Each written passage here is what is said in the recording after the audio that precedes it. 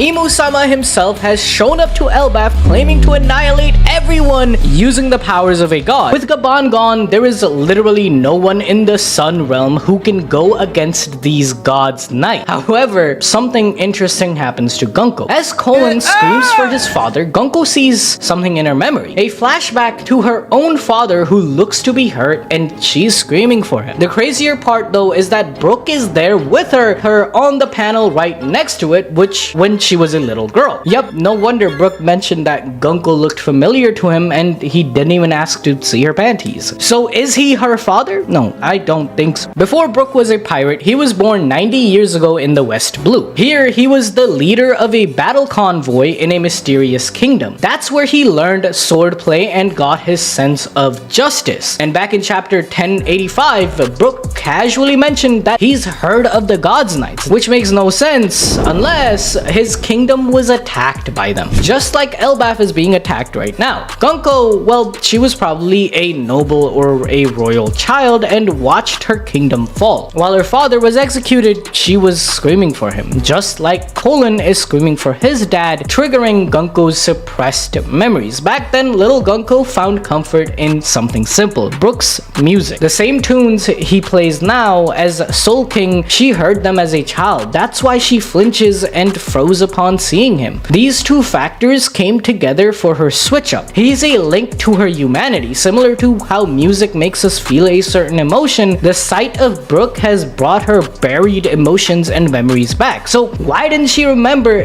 any of this until now? Well, because of Imu. Gunko has immortality just like the rest of the God's Knights, meaning she has a connection to Imu. When doing this, Imu likely had to get rid of memories that could influence her allegiance to the government. Cause why the hell would you support the entity that's literally just destroyed your kingdom, right? Gunko would definitely fight back mentally. Furthermore, Gunko's specialness among the knights is something we have spoken about at length ever since her introduction, as while the other knights have the titles of saint, Gunko doesn't. She doesn't even have a last name. Let's not forget about her heterochromatic eyes either, with those Imu-like double iris. We know from Hakuba and Cavendish that these irises hint at another soul or personality lurking within a person. And once again, Balls the prediction hockey is correct, because Imu shows up possessing Gunko. We predicted this like a month ago, guys, on chapter 1146, and honestly have been yapping about it for months that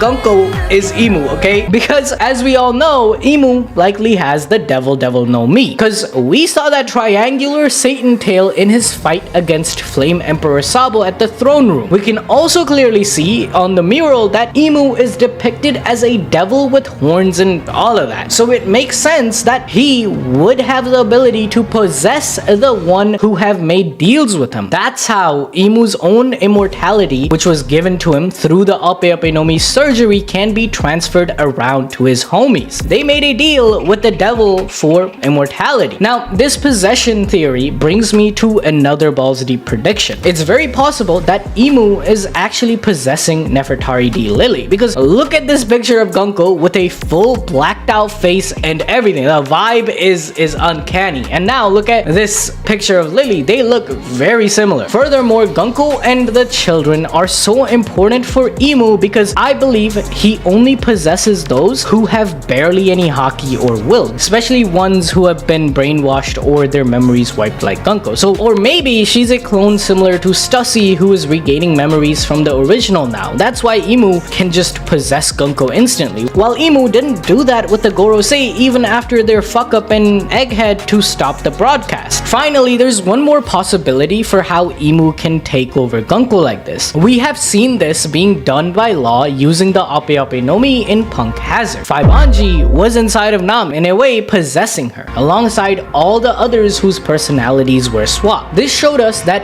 one's soul or personality is a tangible part of being in the world of One Piece. So Imu, who has had the immortality surgery, has access to some of the Ape Ape no Mi's powers like swapping hearts. This Imu possession proves that double iris means a swapping or storage of two souls or personalities, giving us a hint that the reason for Mihawk having the double iris could be due to him being Nerona Mihawk, or a vessel just like Gunko who rejected Imu, or that he has become one with his sword Yoru, where the sword's own soul can take over Mihawk, becoming one with the blade. But that's a whole video on its own. Let me know in the comments below if you want that. If you enjoyed this video, go watch the other One Piece video on screen right now. Thank you so much for watching. Bye bye.